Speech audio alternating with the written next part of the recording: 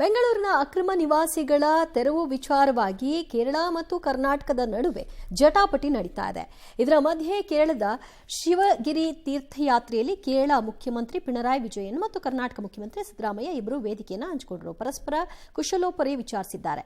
ಇನ್ನು ತೆರವು ಕಾರ್ಯಾಚರಣೆಯನ್ನು ಉತ್ತರ ಪ್ರದೇಶದ ಬುಲ್ಡೋಸರ್ ಆಡಳಿತಕ್ಕೆ ಕೇರಳ ಸಿಎಂ ಹೋಲಿಕೆ ಮಾಡಿದ್ದನ್ನು ಎಐಸಿಸಿ ಪ್ರಧಾನ ಕಾರ್ಯದರ್ಶಿ ವೇಣುಗೋಪಾಲ್ ಆಕ್ಷೇಪ ವ್ಯಕ್ತಪಡಿಸಿದ್ದಾರೆ. ಕೇರಳ ಸಿಎಂ ಹಾಗೆ ಹೇಳಬಾರದಿತ್ತು ಅಂತ ಹೇಳಿದ್ದಾರೆ. ಒಕ್ಕಲೆಬ್ಬಿಸಿದವರಿಗೆ ಕೇವಲ 48 ಗಂಟೆಯೊಳಗೆ ಸರ್ಕಾರ ಪುನರ್ವಸತಿ ಕಲ್ಪಿಸಿ ಇಡೀ ದೇಶಕ್ಕೆ ಮಾದರಿಯಾಗಿದೆ ಎಂದಿದ್ದಾರೆ. ಇನ್ನೊಂದು ಕಡೆ ಒತ್ತುವರಿ ತೆರವು ಬಗ್ಗೆ ಮಾಹಿತಿ ನೀಡಲು ಬಿಜೆಪಿ ರಾಜ್ಯಾಧ್ಯಕ್ಷ ವಿಜೇಂದ್ರ 7 ಸದಸ್ಯರ ಸತ್ಯಶೋಧನಾ ಸಮಿತಿಯನ್ನು ರಚಿಸಿದ್ದಾರೆ. ಈ ಸಮಿತಿ 1 ವಾರದೊಳಗೆ ತನ್ನ ವರದಿಯನ್ನು ಸಲ್ಲಿಸುತ್ತೆ. ಈ ಮಧ್ಯೆ ಒತ್ತುವರಿ ತೆರವು ಸ್ಥಳಕ್ಕೆ ವಿಪಕ್ಷ ನಾಯಕ ಅಶೋಕ್ ಭೇಟಿ ಕೊಟ್ಟಿದ್ದಾರೆ. ಸ್ಥಳೀಯರನ್ನ ಮಾತನಾಡಿಸಿದ್ದಾರೆ. ಎಷ್ಟು ವರ್ಷದಿಂದ ಇದ್ರು, ಏನ್ ಕತೆ ಎಲ್ಲ ವಿಚಾರಿಸಿದ್ದಾರೆ. ಇನ್ನು ಪರಮೇಶ್ವರ್ ಮಾತನಾಡಿ ಬಾಂಗ್ಲಾದೇಶದವರು ಇದ್ದಾರೆ ಅಂತ ಪಾಸಿಂಗ್ ಸ್ಟೇಟ್ಮೆಂಟ್ ಕೊಡೋದು ಬೇಡ, ನಾವು ಪರಿಶೀಲನೆ ಮಾಡಿ ಮನೆಗಳ ಹಂಚಿಕೆ ಮಾಡ್ತೀವಿ ಅಂತ ತಿಳಿಸಿದರು. is totally wrong and misleading.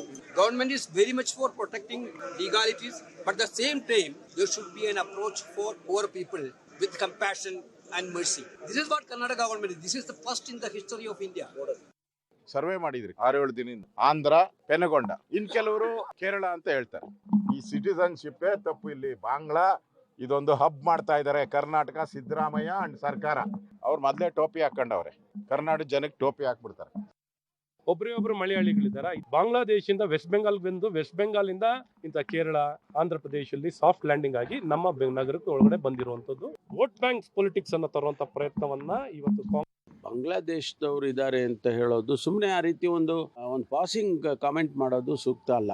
ಈಗ ನಾವು ವೆರಿಫೈ ಮಾಡಲ್ವಾ? ಬಾಂಗ್ಲಾದೇಶದವ್ರು ಇದ್ರೆ ಬಾಂಗ್ಲಾದೇಶದವ್ರಿಗೆ ಕೊಡ್ತಾರ, ಅವ್ರನ್ನ ಇಮಿಡಿಯೇಟ್ ಆಗಿ ಅರೆಸ್ಟ್ ಮಾಡ್ತೀವಿ, ತಗೊಂಡೋಗಿ ಬಾರ್ಡರ್. ಧರ್ಮಸ್ಥಳ ದೇಗುಲ ವಿರುದ್ಧ ಷಡ್ಯಂತ್ರ ನಡೆಸಿದ ಪ್ರಕರಣಕ್ಕೆ ಸಂಬಂಧಪಟ್ಟ ಹಾಗೆ ದೇಗುಲದ ಪರವಾಗಿ ಇದೀಗ ಬೆಳ್ತಂಗಡಿ ನ್ಯಾಯಾಲಯಕ್ಕೆ ವಕಾಲತ್ತು ಸಲ್ಲಿಕೆಯಾಗಿದೆ. ಧರ್ಮಸ್ಥಳ ದೇಗುಲ ಕಡೆಯಿಂದ ಇದೇ ಮೊದಲ ಬಾರಿಗೆ ಈ ಪ್ರಕರಣದಲ್ಲಿ ವಾದ ಮಂಡನೆಯನ್ನ ಮಾಡಲಾಗುತ್ತೆ. ಧರ್ಮಸ್ಥಳ ಪೊಲೀಸ್ ಠಾಣೆಯಲ್ಲಿ ದಾಖಲಾಗಿದ್ದಂತಹ ಮೊಕದ್ದಮೆ ಸಂಖ್ಯೆ 39/2025 ಸದ್ಯ ಎಸ್ಐಟಿ ತನಿಖೆ ನಡೆಸ್ತಾ ಇದೆ. ಈ ಪ್ರಕರಣ ಸಂಬಂಧ ಈಗಾಗಲೇ ಬೆಳ್ತಂಗಡಿ ಕೋರ್ಟ್ಗೆ ಎಸ್ಐಟಿ ವರದಿಯನ್ನ ಕೊಟ್ಟಿದೆ. ಬೆಳ್ತಂಗಡಿ ಕೋರ್ಟ್ ಆದೇಶವನ್ನ 3ನೇ ತಾರೀಕು ಮಾಡುತ್ತೆ. ಸದ್ಯ ವರದಿಯಲ್ಲಿ ಧರ್ಮಸ್ಥಳ ದೇಗುಲ ವಿರುದ್ಧ ಷಡ್ಯಂತ್ರ ನಡೆಸಿರುವುದು ಬಹಿರಂಗಗೊಂಡಿದ್ರು ಕೂಡ ಷಡ್ಯಂತ್ರ ನಡೆಸಿದವರ ವಿರುದ್ಧ ಎಸ್ಐಟಿ ಕ್ರಮ ತೆಗೆದುಕೊಂಡಿಲ್ಲ ಅನ್ನೋದರ ಬಗ್ಗೆ ವಕೀಲರು ವಾದ ಮಾಡ್ತಾರೆ. ಸಾಮಾಜಿಕ ಜಾಲತಾಣದಲ್ಲಿ ತಮ್ಮ ವಿರುದ್ಧ ಅವಹೇಳನಕಾರಿ ಪದ ಬಳಕೆ ಮಾಡಿದ್ರ ವಿಷಯವಾಗಿ ದರ್ಶನ್ ಪತ್ನಿ ವಿಜಯಲಕ್ಷ್ಮಿ ಅವರು ಒಂದು ದೂರನ್ನ ಕೊಟ್ಟಿದ್ರು.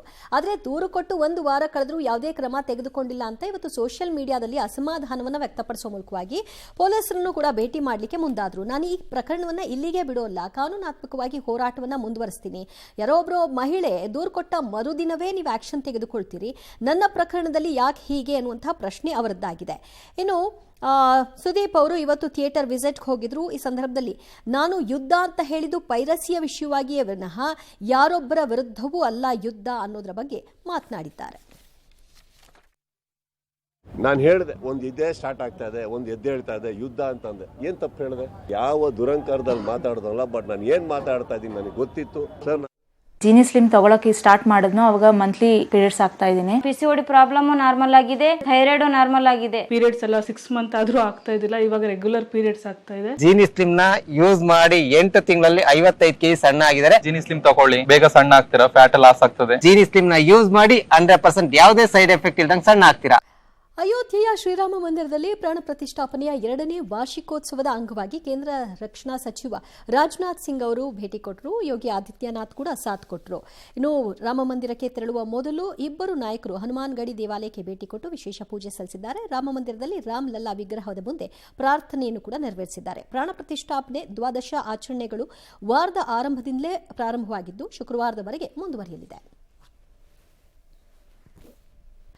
ಹೊಸ ವರ್ಷದ ಸಂಭ್ರಮಾಚರಣೆ ನಡುವೆ ರಾಜಸ್ಥಾನದ ಟೋಂಕ್ ಜಿಲ್ಲೆಯಲ್ಲಿ ಸ್ಫೋಟಕಗಳನ್ನು ಹೊತ್ತೊಯ್ತಾ ಇದ್ದ ಮಾರುತಿ ಸಿಯಾಜ್ ಕಾರೊಂದನ್ನು ತಡೆದು ವಶಕ್ಕೆ ಪಡೆದುಕೊಳ್ಳಲಾಗಿದೆ. ಈ ಕಾರ್ನಲ್ಲಿ ಯೂರಿಯಾ ಗೊಬ್ಬರದ ಚೀಲಗಳಲ್ಲಿ ಅಡಗಿಸಿಟ್ಟಂತಹ ಸ್ಫೋಟಕಗಳನ್ನು ಪೊಲೀಸರು ವಶ ಪಡೆದುಕೊಂಡಿದ್ದಾರೆ. ಮಾಹಿತಿಗಳ ಪ್ರಕಾರ ಕಾರ್ನಲ್ಲಿ 150 kg ಅಕ್ರಮ ಅಮೋನಿಯಂ ನೈಟ್ರೇಟ್, ಸುಮಾರು 200 ಸ್ಫೋಟಕಗಳ ಕಾಟ್ರೇಜ್ಗಳು ಹಾಗೂ ಸುರಕ್ಷಿತ ಫ್ಯೂಸ್ ತಂತಿಯ 6 ಬಂಡಲ್ಗಳು ವಶಪಡಿಸಿಕೊಳ್ಳಲಾಗಿದೆ. ಪೊಲೀಸರು ಇಬ್ಬರನ್ನ ಬಂಧಿಸಿದ್ದಾರೆ. ದೇಶದಲ್ಲಿ ಸತತ 8ನೇ ಬಾರಿ ಅತ್ಯಂತ ಸ್ವಚ್ಛ ನಗರ ಅನ್ನುವಂತಹ ಹೆಗ್ಗಳಿಕೆಗೆ ಪಾತ್ರವಾಗಿದ್ದಂತಹ ಮಧ್ಯಪ್ರದೇಶದ ಇಂದೋರ್ ನಗರದಲ್ಲಿ ದುರಂತ ಸಂಭವಿಸಿದೆ.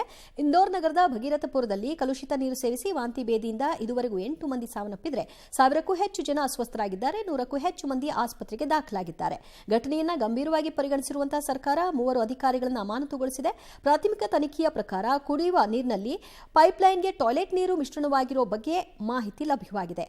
ಅತ್ತ ಉತ್ತರಾಖಂಡ್ನ ಚಮೋಲಿ ಜಿಲ್ಲೆಯ ವಿಷ್ಣುಗಢ ಪೀಪಲ್ಕೋಟಿ ಜಲ ವಿದ್ಯುತ್ ಯೋಜನೆಯ ಸುರಂಗದ ಪೀಪಲ್ಕೋಟಿ ಸುರಂಗದೊಳಗೆ ನಿನ್ನೆ ಸಂಜೆ ಕಾರ್ಮಿಕ ಮತ್ತು ಅಧಿಕಾರಿಗಳನ್ನು ಕರೆದೊಯ್ತಾ ಇದ್ದ ಲೋಕೋ ರೈಲಿಗೆ ಸರಕು ಸಾಮಗ್ರಿ ಸಾಗಿಸ್ತಾ ಇದ್ದಂತಹ ಮತ್ತೊಂದು ರೈಲು ಡಿಕ್ಕಿ ಹೊಡೆದು ಸುಮಾರು 60 ಜನರು ಗಾಯಗೊಂಡಿದ್ದಾರೆ. 100ಕ್ಕೂ ಹೆಚ್ಚು ಜನರನ್ನು ರಕ್ಷಣೆ ಮಾಡಲಾಗಿದೆ. ಕಾಂಗ್ರೆಸ್ ಮತ್ತು ಬಿಜೆಪಿ ನಡುವೆ ಜಿಡಿಪಿ ಜಟಾಪಟಿ ನಡೀತಾ ಇದೆ. ಆರ್ಥಿಕ ಸುಧಾರಣೆಗಳಿಂದಾಗಿ ಭಾರತ ಜಪಾನ್ ಹಿಂದಿಕ್ಕಿ 4ನೇ ಸ್ಥಾನಕ್ಕೆ ಜಿಗಿದಿದೆ ಅಂತ ಕೇಂದ್ರ ಸರ್ಕಾರ ಹೇಳಿದೆ. ವಿಶ್ವದ 4ನೇ ಅತಿದೊಡ್ಡ ಆರ್ಥಿಕತೆಯನ್ನು ಹೊಂದಿದ ದೇಶ ಭಾರತ ಅಂತ ಹೇಳೋ ಮೂಲಕವಾಗಿ ರಾಹುಲ್ ಗಾಂಧಿ ವಿರುದ್ಧ ವಾಗ್ದಾಳಿಯನ್ನ ನಡೆಸಿದ್ದಾರೆ.